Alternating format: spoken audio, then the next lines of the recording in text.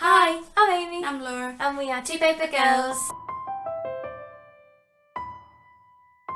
So after January, we're finally out of that miserable dark month after Christmas. We get to pick books that we need to read for February and also fun books that we're going to squeeze in there between all of our uni reading. February looks like a really good month. It's my birthday and I've got theatre trips coming up, and overall I think it's going to be really fun but also quite busy with uni. So let's show you our uni books first. The first book that we both have to read is Linton Kwesi Johnson's Selected Poems, which is for our new module called Literature and Popular Culture. We will have a video about our uni reading list coming up, but I am still waiting on one reading list, but after that we will show you all the books properly. But this is basically just some poetry by a guy. It's all I really know about. Looks quite fun. It looks ridiculous. I think it looks I'm not quite looking fun. forward to it. It's written in dialect, which is one of my least favourite things ever, because it's just like, why? Yeah. Dialect is for speaking, not for writing. The next book that I've got to read and I've started reading is for one of my modules called Modern and Contemporary Literature. This is Return of the Soldier by Rebecca Rasbrook, written in 1918. Modern, apparently. That's just a joke. It is modernist, but it's alright so far. I'm quite enjoying it. It's only 114 pages long, so I'll probably finish it today or tomorrow. I've really liked this so far, but yeah, this is coming up in February. The next book or graphic novel we both have to read is for Literature and Popular Culture again. This module is very strange. It's got lots of different types of books and we have to read 3 graphic novels, and the first one is V for Vendetta. I'm not too keen on the art style of this. It's really old-fashioned and black and blah.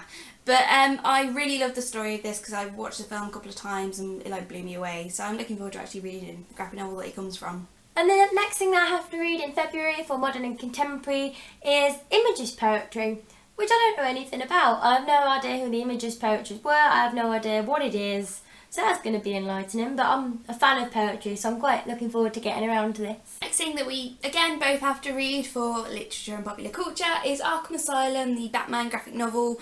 I don't know if this is the first one or a special thing, because I know with comics you get lots of different storylines. So I don't really know where this fits in, but the art style looks amazing. It just looks really colourful and detailed and gorgeous. So I'm really looking forward to reading this one. And the last graphic novel that we have to read is The Tale of Brun and Bent and Marleybone, and this just looks absolutely terrifying, and I'm so scared. And it looks it's disgusting.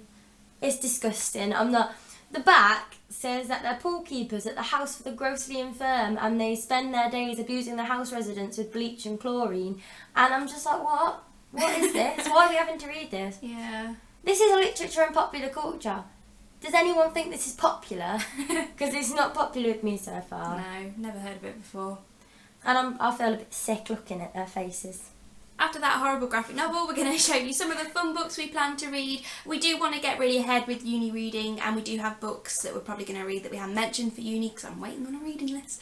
But there is still a few things that we want to get round to this month. The first thing I want to finish, really, is Naive Super by Erland Lowe. I bought this really recently. It's one that's been on my wish list on Goodreads for years, and I was like, I don't know what this is anymore, so I looked it up on Amazon. It sounded really good, so I bought it. It's really tiny. I thought I would read it in January, but I didn't quite get a chance. It's only 130 pages. It's basically a bit like Perks of Being a Wallflower, but for a 25-year-old. So he just sees no meaning in his life, and he's trying to figure out what he wants to do. And I'm turning 20, so it feels kind of good to read this month, even though it's kind of depressing, but I'll definitely finish this because it's so small. And the thing that I want to read for fun this month is Wolf by Ryan Growden. I saw this on the table for the buy one get one half price in Waterstones, and I had a £10 voucher, and I had most of the other books on this table, so I couldn't get them, but I saw this book on BookTube, and apparently it's about if the Axis powers won World War II and then Hitler was going to be killed in a motorcycle race. I can see the little thing there. And it just looks really fun, and it's quite big, but the writing's huge. Something pretty different. It's historical fiction, but with probably quite a humorous twist, because I like thinking about what if Germany won, like that Man in the High Castle programme. That looks really good. But yeah, I want to get round to reading this in February. The next really small thing I want to read this month is A Study in Scarlet by Arthur Conan Doyle. I recently bought the big box set of all the Sherlocks, and I'm really obsessed with Sherlock and Andrew Scott and Moriarty at the minute because we went and saw him in a play. It was amazing. So I want to read these Sherlocks, and I have a box set where it's all these little individual ones, and this is the first one. I have heard that it's not very good, compared to like the later things, but I want to read it first because it comes first. And it's so small and I have lots of travel coming up, so this just looks like a fun old time. And the last fun thing I want to read this month, because the other two are really short, is A Dark Shade of Magic by V.E. Schwab. I just said to Amy, I've had this for a year because I got it for my birthday last year. And I've been so excited to read it for a whole year. Like, I think I didn't read it straight away because of all the hype. And that's kind of died down now. But it just sounds like the perfect book, and I've heard from everyone that it's really good. Leah from Drums of Autumn is constantly badgering me to read this book, and I know I think I'm going to love it, so I really want to get around to it this month because it looks amazing. So those were all the books that we really want to get around to in February. Let us know down below what books you want to really read this month. And we'll see you on the next video. Bye!